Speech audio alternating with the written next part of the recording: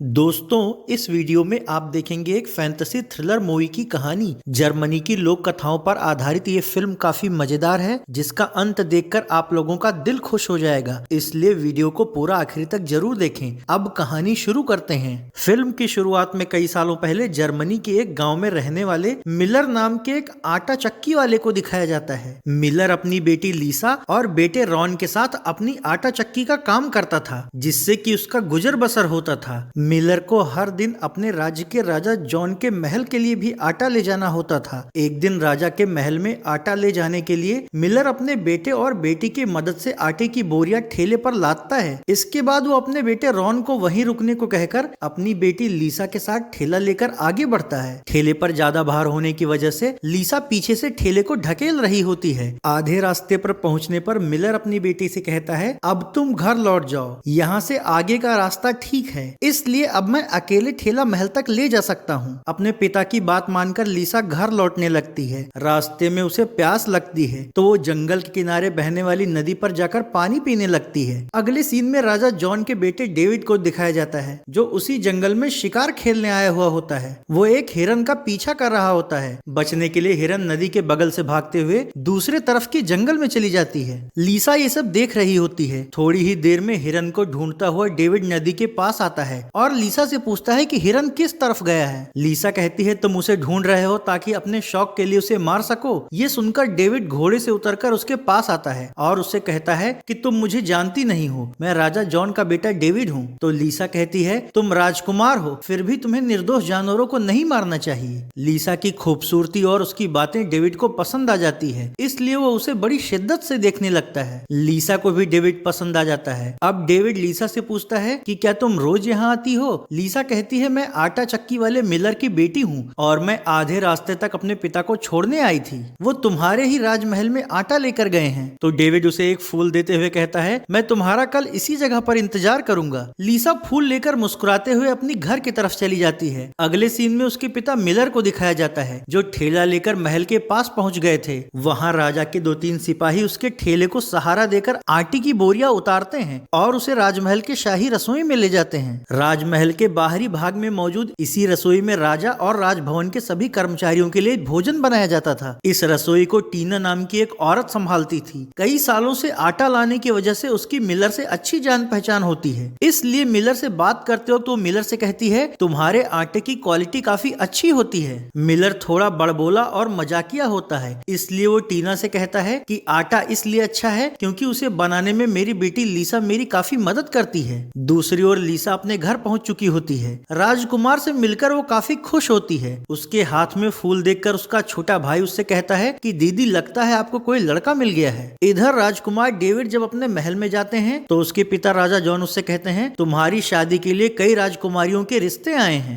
उनके चित्र सामने की दीवार पर लगे हैं। बताओ तुम इनमें से किससे शादी करना चाहते हो। डेविड सभी राजकुमारियों के चित्र देखने के बाद अपने पिता से कहता है कि मैंने आपको पहले ही बता रखा है, मैं अभी शादी नहीं करना चाहता। अगर मैं कभी शादी करूंगा भी तो उससे करूंगा जिससे मुझे प्यार होगा। इससे नाराज होकर राजा उससे कहते हैं कि आखिर कब तक तुम हर आने वाले रिश्ते को मना करते रहोगे। तुम्हें जल्दी ही शादी करनी चाहिए ताकि हमें दहेज में ढेर सारा सोना मिले। दरअसल राजा बहुत लालची होता है और उसे सोने से काफी लगाव होता है। डेविड कहता है, मैं आज जंगल में एक लड़की से मिला हूँ, मुझे वो पसंद है। ये कहकर वो वहाँ से चला जाता है। वहीं बाहर राजमहल की रसोई वाली टीना मिलर से कहती है कि तुम्हारी बेटी काफी खूबसूरत है। मिलर कहता है, हाँ, उसकी खूबसूरती उसके चेहरे से ही नहीं उसके काम से भी दिखती है। वो जिसको हाथ लगा दे वो सोना हो जाए। तो टीना मजाक करते हुए उससे कहती है, अब तुम कहोगी कि अगर वो भूसा छू ले तो वो भी सोना हो जाए। मिलर भी मजाक में कहता है कि हाँ, मेरी बेटी भूसा छू ले तो वो भी सोना हो जाए। इत्तेफाक से वहाँ ऊपर महल की खिड़की पर खड़ा राजा जॉन मिलर की कही गई ये बात सुन लेता है। अब वो सबके सामने मिलर से कहता है कि अगर तुम्हारी बेटी पुआल से सोना बना सकती है तो मैं उससे मिलना चाहता हूँ। ये सुनकर मिलर घबरा जाता है, पर इससे पहले कि वो राजा से बताता कि उसने ये बात मजाक में कही थी, राजा उसके पास आकर उससे कहते हैं कि कल तुम अपनी बेटी को हमारे महल में लाओगे, हम सब उसका चमत्कार देखना चाहते हैं। पर अगर वो पुआल से सोना बनाने में नाकाम रही और तुम्हारी बात झूठ निकली तो तुम्हें जेल में डालकर तुम्हारी चक्की में आग लगवा दूंगा। ये सुनकर बेचारा मिलर बहुत डर जाता है। वो राजा से सच बताना चाहता है, पर तब तक राजा महल के अंदर चले जाते हैं। मिलर घर लौटकर ये बात अपने बेटे और बेटी से बताता है। उसकी बेटी कहती है, राजा का दिमाग खराब हो गया है क्या? उसे नहीं पता कि कोई भी पुआल से सोना नहीं बना सकता? मिलर कहता है राजा बहुत लालची है, सोने की सनक में उसे सही गलत कुछ समझ नहीं आता। उसने मुझे सफाई देने तक का मौका नहीं दिया और कल तुम्हें बुलाया है। लीसा कहती है आप परेशान ना हो, कल मैं राजा के पास जाकर उन्हें समझाने की कोशिश करूंगी। अगले सीन में जंगल की एक रहस्यमय गुफा में एक जादूगर को दिखाया जाता है जो एक बर्तन में कुछ पका रहा होता है। दूसरे दिन लीसा अपने भाई और पिता से घर पर रुकने को कहती है और खुद राजा के महल जाने के लिए निकल पड़ती है। जब लीसा राजा के महल पहुंचती है तो इत्तेफाक से उसी समय राजकुमार जंगल में नदी के पास लीसा से मिलने जा रहा होता है, पर वहाँ ये दोनों एक दूसरे को नहीं देख पाते। लीसा बाहर की रसोई में काम करने वाली टीना से कहती है कि मुझे राजा ने बुलवाया है, तो टीना उसे महल के अंदर जाने को कहती है। अब राजा के सैनिक लीसा को एक ऐसे कमरे में ले जाते हैं जहाँ राजा ने सूत काटने वाली मशीन और कुछ पुआल के ढेर रखवाए थे। वो लीसा से कहते हैं जैसा कि तुम्हारे पिता ने कहा था तुम पुआल को भी सोना बना लेती हो, अगर कल तक तुमने इस पुआल से सोना नहीं बनाया तो तुम्हारे पिता और तुम दोनों को जेल में डाल दिया जाएगा। लीसा उन्हें बताने की कोशिश करती है कि मेरे पिता ने टीना से मजाक में ये बात कही थी, पर राजा उसकी एक नहीं सुनते और उसे मीनार के ऊपर के कमरे में बंद करवा देते हैं। बेचारी लीसा दरवाजा पीटती और चिल्लाती है, पर सैनिक बाहर से कमरे का दरवाजा नहीं खोलते। दूसरी तरफ लीसा की हालत से अनजान डेविड जंगल में नदी के किनारे जाकर उसका इंतजार कर रहा होता है। इधर महल के कमरे में बंद लीसा भी डेविड का दिया फूल लेकर खिड़की के पास खड़ी होकर उसके बारे में सोच रही होती है। काफी समय बीतने के बाद भी जब डेविड को लीसा नहीं मिलती तो निराश होकर वो अपने महल में वापस लौट आता है। रात होने पर जंगल वाला जादूगर महल की दीवार को पार करके अपने जादू से लीसा के कमरे में घुस जाता है। दुखी लीसा वहाँ इस सोच में डूबी होती है कि कल तक अगर उसने राजा को सोना बना के नहीं दिया तो राजा उसके परिवार के साथ पता नहीं क्या करेगा। जादूगर उससे कहता है कि मैं तुम्हें इस मुसीबत से निकाल सकता हूँ। लीसा कहती है तुम कौन हो और इस बंद कमरे के अंदर कैसे आए? तो जादूगर कहता है अब इससे तुम अंदाजा लगा लो कि मैं जो भी हूँ इस पुआल से सोना बनाने में तुम्हारी मदद कर सकता हूँ। लीसा कहती है असंभव है और किसी जादू से ही ये काम हो सकता है। जादूगर कहता है कि मैं ये कर सकता हूँ, पर बदले में तुम्हें मुझे अपने गले की चेन देनी होगी। लीसा कहती है कि ये मेरे माँ की निशानी है, इसे मैं नहीं दे सकती। जादूगर कहता है अगर मदद चाहिए तो उसकी कीमत भी देनी होगी। मजबूर होकर लीसा उसे अपना चेन दे देती है। तो अब जादूगर सूत काटने वाली मशीन में पुआल लगाता है और उसे बुनने लगता है। जादू के इस्तेमाल से पुआल से बनी हुई और रस्सी सोने की बनने लगती है। ये देखकर लीसा हैरान रह जाती है। अब रात भर लीसा जादूगर को पुआल पकड़ाती जाती है और वो सभी पुआल को सोने के तार में बदल देता है। फिर वो वहाँ से चला जाता है। सुबह लीसा का पिता राजा से बात करने के लिए अपने बेटे के साथ महल जाने के लिए निकलता है। इधर राजा जब कमरे में लीसा के पास जाते हैं और सारे पुआल को सोना बने हुए देखते हैं तो वो बहुत खुश हो जाते हैं। लीसा कहती है मैंने आपकी शर्त पूरी कर दी है, अब मुझे जाने दीजिए। पर लालची राजा उससे कहता है इतनी भी क्या जल्दी है, आज मैं और ज्यादा पुआल मंगवाता हूँ, तुम्हें उसका भी सोना बनाना होगा। लीसा उन्हें जादूगर वाली बात नहीं बताती और वो जानती है कि अगर आज फिर से उसे पुआल मिला तो वो जादूगर के बिना सोना नहीं बना पाएगी, इसलिए वो राजा से उसे छोड़ देने के लिए गिड़गिड़ाती है। पर राजा उसे फिर से कमरे में बंद करवा देता है तथा सेनापति से और ज्यादा पुआल मंगवाने को कहता है। अब सेनापति महल की मीनार पर खड़े होकर प्रजा को निर्देश देते हैं कि राजा का आदेश है कि महल में ज्यादा से ज्यादा पुआल पहुंचाया जाए। आदेश से मजबूर प्रजा के लोग पुआल के कई बड़े गट्ठर महल में लाकर पहुंचा देते हैं। इसी बीच लीसा का पिता राजा से मिलने आता है और उनसे कहता है कि सोना बनाने वाली बात मैंने मजाक में कही थी, इसलिए कोई सजा देनी है तो मुझे दीजिए, पर मेरी बेटी को छोड़ दीजिए। इस पर राजा कहता है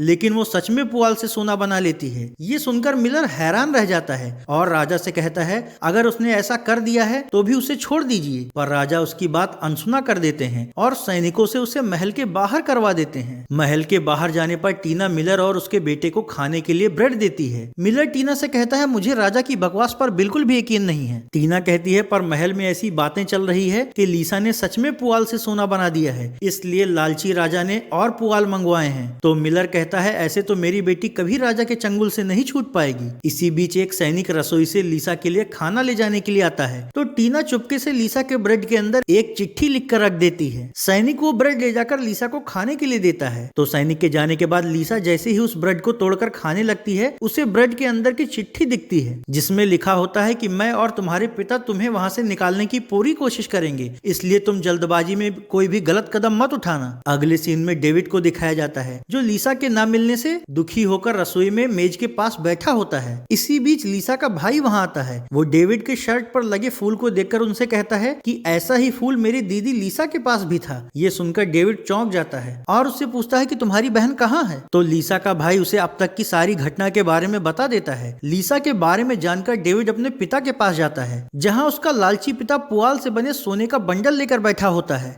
डेविड अपने पिता से कहता है, जिस लड़की को आपने कैद किया है वो वही लड़की है जिससे मैं जंगल में मिला था। मैं उससे प्यार करता हूँ, इसलिए उसे आजाद कर दीजिए। तो राजा कहते हैं, वो मेरे लिए सोने का अंडा देने वाली मुर्गी है, उसे नहीं छोड़ सकता। अभी तो मैं उससे इतना सोना बनवाऊंगा कि मेरे राज्य में सब कुछ सोने का हो जाएगा। ये सुनकर डेविड कहता है, सोने की लालच ने आपको अंधा कर दिया है। क्या आपको उस मासूम लड़की की हालत के बारे में जरा भी अंदाजा नहीं है? इसलिए मैं उसे आजाद करने जा रहा हूँ। इस बात पर राजा भड़क जाता है और सैनिकों से कहता है, इसे ले जाकर इसके कमरे में नजर बंद कर दो ताकि ये कमरे से बाहर ना निकल सके। इसको खाना पानी सब उसी कमरे में दे देना। डेविड उनका विरोध करता है और उन सैनिकों से भिड़ जाता है, पर राजा के आदेश से मजबूर सैनिक डेविड को पकड़कर उसे उसके कमरे में बंद कर देते हैं। रात होने पर कमरे में कैद लीसा पुआल को बुनती है, पर उससे सोना नहीं बनता, जिससे वो मायूस हो जाती है। लेकिन तभी जादूगर फिर से वहाँ प्रकट होता है, जिससे लीसा को कुछ उम्मीद जगती है। जादूगर उससे कहता है, मैं इस बार भी तुम्हारी मदद करूंगा, पर मुझे इसके बदले भी कुछ चाहिए। लीसा कहती है, मैं गरीब हूँ, मेरे पास ज्यादा कुछ देने के लिए नहीं है। तो जादूगर उससे कहता है, अभी तुम्हारी उंगली में एक अंगूठी है, मुझे वो चाहिए। लीसा कहती है, मेरे माँ की आखिरी निशानी है, इसलिए इसे मत लो। तो जादूगर कहता है, फिर मैं यहाँ से जा रहा हूँ। ये सुनकर लीसा मजबूरी में उसे अपने माँ की अंगूठी भी दे देती है। अंगूठी पाकर जादूगर अपने जादू से मशीन में पुआल डालकर उससे सोने के धागे बुनने लगता है। तो अब रात भर लीसा उसे पुआल के गट्ठर पकड़ाती जाती है और वो उससे सोने का तार बनाता जाता है। सुबह तक सारे पुआल को सोना बनाकर जादूगर वहाँ से चला जाता है। बाहर मिलर अपनी बेटी की चिंता में घर नहीं जाता और पूरी रात टीना की रसोई में ही बैठा रहता है। इधर राजा कमरे में बंद टीना के पास जाता है और सारे पुआल को सोना बने देखकर राजा बहुत खुश होता है। अब जब लीसा वहाँ से जाने लगती है तो लालची राजा उसे धमकाते हुए कहता है, अभी तुम्हें यहीं रहना पड़ेगा जब तक कि तुम मेरे पूरे राज्य के पुआल को सोना नहीं बना देती। लीसा उनसे कहती है, आप मेरे साथ गलत कर रहे हैं, पर राजा का लालच बढ़ता ही जा रहा होता है, इसलिए वो सैनिकों से कहकर लीसा को फिर से कमरे में बंद करवा देता है। इसके बाद वो सेनापति से और ज्यादा पुआल मंगवाने को कहता है। तो सेनापति फिर से मीनार पर खड़े होकर प्रजा को महल में और ज्यादा पुआल लाने का निर्देश देता है। राजा के आदेश से मजबूर लोग अपने इस्तेमाल के लिए रखे गए पुआल को भी राजा के महल में ले आते हैं। इधर कमरे में नजरबंद डेविड बाहर निकलने के लिए एक नाटक करता है। वो खिड़की से बाहर कवच पहना हुआ एक पुतला लटकाता है और अंदर से चिल्लाते हुए कहता है कि मैं नीचे गिरने वाला हूँ। ये देखकर सैनिकों को लगता है कि राजकुमार खिड़की से लटक रहे हैं। उन्हें बचाने के लिए सैनिक डेविड के कमरे का दरवाजा खोलकर अंदर जाते हैं और खिड़की से बाहर झांकने लगते हैं। मौका देखकर दरवाजे के पास छिपा डेविड कमरे से बाहर निकलकर कमरे का दरवाजा बाहर से बंद कर देता है। अब जब राजा का सेनापति राजा को डेविड के भागने की सूचना देता है तो वो नाराज होकर कहते हैं कि उसको ढूंढो, इससे पहले कि वो लीसा को आजाद कर दे। उधर सैनिकों से बचने के लिए डेविड मीनार की दीवार पर चढ़कर उस कमरे की खिड़की के पास जाता है जिसमें लीसा कैद होती है। डेविड को देखकर लीसा बहुत खुश होती है। अब वो दोनों एक दूसरे से अपने प्यार का इजहार करते हुए एक दूसरे को किस करते हैं। डेविड कहता है, मेरे पिता ने लालच में अंधा होकर मुझे भी नजरबंद कर दिया है, इसलिए मुझे तुमसे इस तरह मिलने के लिए आना पड़ा, पर मैं तुम्हें जल्दी ही इस कैद से आजाद करूंगा। इधर महल के अंदर सोने से बहुत ज्यादा चिपके रहने की वजह से राजा को एक अजीब से एलर्जी हो जाती है, जिससे उनके हाथों में खुजली शुरू हो जाती है। इस पर राजा का वैद्य उन्हें सलाह देता है कि आपको अब सोने से दूर रहना चाहिए, नहीं तो धीरे धीरे आपका पूरा शरीर सुन्न पड़ सकता है। पर राजा उसको डांटते हुए कहते हैं कि तुम इसका कोई उपचार ढूंढो और मुझे सोने से दूर रहने की सलाह मत दो, वरना तुम्हें जेल में फेंकवा दूंगा। रात होने पर चिंता में बैठी लीसा के पास जादूगर फिर से आता है और उसकी मदद करने के बदले में उससे कुछ मांगता है। लीसा कहती है, अब मेरे पास तुम्हें देने के लिए कुछ भी नहीं है। तो जादूगर कहता है, इसके बदले मुझे तुम्हारा पहला बच्चा चाहिए होगा। लीसा इसके लिए बिल्कुल तैयार नहीं होती। तो जादूगर कहता है, इसके बिना मैं तुम्हारी मदद नहीं कर पाऊंगा और सोना ना बनने पर कल राजा तुम्हारे और तुम्हारे पिता के साथ पता नहीं क्या करेगा। मजबूर लीसा ना चाहते हुए भी जादूगर को अपना पहला बच्चा देने की शर्त मान लेती है। इससे खुश होकर जादूगर रात भर में पुआल के सभी ढेरों को सोने का तार बना देता है। फिर सुबह होने पर जब राजा इतना सोना देखता है तो वो उससे चिपकता हुआ उसे चूमने लगता है, जिससे राजा की एलर्जी बढ़ जाती है और उनका शरीर अकड़ने लगता है। राजा की हालत बिगड़ते देखकर सैनिक राजा को संभालते हैं और उन्हें वैद्य के पास ले जाते हैं। अब तक डेविड भी वहां आ जाता है। वहां वो और लीसा एक दूसरे से मिलकर एक दूसरे को गले लगा लेते हैं। इसके बाद डेविड लीसा को आजाद कर देता है। इसके एक दिन बाद राजा का इलाज कर रहा वैद्य राजा और डेविड से कहता है कि इन्हें पूरी तरह ठीक होने में अभी कुछ वक्त लगेगा, पर अब इनको राजपाट के काम छोड़कर सामान्य लोगों के साथ घुलना मिलना होगा और अगर इन्होंने फिर से सोने से अपनी नजदीकी बढ़ाई तो इनकी जान भी जा सकती है। ये सुनकर राजा डेविड का हाथ पकड़कर उसे नया राजा बनने को कहता है। इसके बाद राजमहल से डेविड के राजा बनने की घोषणा की जाती है और डेविड नया राजा बन जाता है। राजा बनते ही वो लीसा से शादी कर लेता है। धीरे धीरे समय बीतता है और पुराना राजा ठीक हो जाता है। अब वो अपना ज्यादातर समय जनता के बीच में बिताता है। इसी बीच लीसा गर्भवती हो जाती है। 9 महीने बीतने के बाद जब एक दिन मिलर और राजा शतरंज खेल रहे होते हैं, तभी महल से सूचना आती है कि लीसा को बेटा हुआ है। इस बात से महल में सभी लोग काफी खुश होते हैं। उधर जंगल में जादूगर को भी इस बात की सूचना मिल जाती है। फिर एक दिन जब लीसा अपने बेटे को सुला रही होती है, तभी जादूगर उसके पास आता है और वादे के अनुसार उससे उसका बच्चा मांगता है। लीसा कहती है तुम मुझसे सोना चांदी कुछ भी मांग लो, पर मैं अपना बेटा नहीं दे सकती। जादूगर कहता है मुझे बच्चा ही चाहिए। ये सुनकर लीसा रोने लगती है तो जादूगर कहता है अगर तुम मेरा सही नाम बताने में कामयाब रहती हो तो मैं तुम्हारा बच्चा नहीं ले जाऊंगा, पर अगर तुम नहीं बता पाई तो मैं तुम्हारा बच्चा ले जाऊंगा। इस पर लीसा कहती है मुझे एक दिन का वक्त चाहिए। अगले दिन सुबह लीसा दुखी होकर बगीचे में बैठी होती है। तभी डेविड उससे दुखी होने की वजह पूछता है तो लीसा उसे सब कुछ बता देती है और कहती है कि हमें उस जादूगर का नाम नहीं पता। डेविड कहता है हम जंगल में चलकर उसके बारे में पता करने की कोशिश करेंगे। तो इसके बाद डेविड और लीसा जंगल में जादूगर के बारे में पता करने के लिए निकलते हैं। काफी दूर भटकने के बाद उन्हें एक जगह जादूगर की गुफा दिखती है, जहाँ वो खुशी से गाना गा रहा होता है कि आज बच्चा आएगा क्योंकि मेरा नाम रंपल कोई नहीं बता पाएगा। डेविड और लीसा छिपकर ये सब सुन लेते हैं और वापस अपने महल में लौट आते हैं। रात में जादूगर लीसा के पास आकर उससे बच्चा मांगता है तो लीसा और डेविड उसका नाम रंपल बताते हैं। इससे जादूगर बौखला जाता है क्योंकि अब तक कोई भी उसका असली नाम नहीं जानता था। इस बौखलाहट में वो अपने जादू से फर्श में छेद करता हुआ नीचे के भाग में चला जाता है और वहाँ सभी लोगों के सामने हवा में उड़ता है। इसके बाद वो नीचे आकर धरती में समा जाता है। इस दौरान लीसा का लिया हुआ लॉकेट वहीं गिर जाता है, जिसे लीसा उठा लेती है। जल्दी ही इस कहानी का पार्ट 2 भी आएगा, इसलिए आप हमारे चैनल से जुड़े रहिए। इस तरह ये फैंटेसी स्टोरी यहीं खत्म हो जाती है। अगर आपको भी ये कहानी पसंद आए तो वीडियो को लाइक और शेयर करें और चैनल को सब्सक्राइब करना ना भूलें।